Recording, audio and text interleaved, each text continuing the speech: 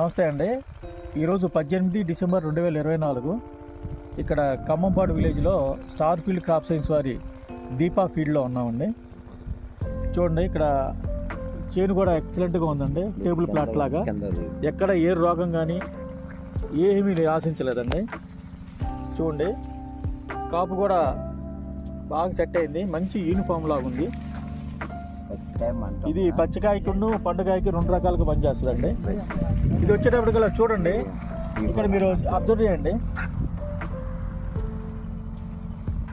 ఈ పొలం చుట్టూత 4 పక్కల మొన్నటిదాకా పత్తి ఉందండి.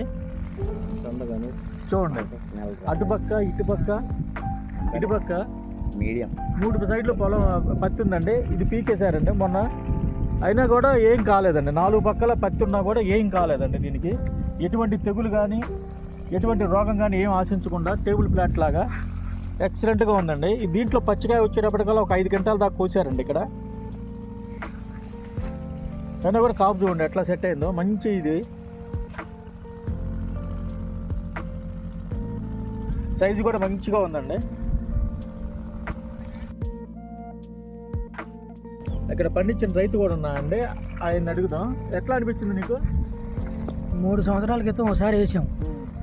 ఈ సంవత్సరం పత్తి పోతే పీకి నాటాం. మళ్ళీ బాగుంది కదా, బాగుండబట్టే మనం వేసేది. తెగుళ్ళు ఏం లేదు కదా, తెగుళ్ళు లేవు, మెయింటెనెన్స్ కరెక్ట్గా ఉంది.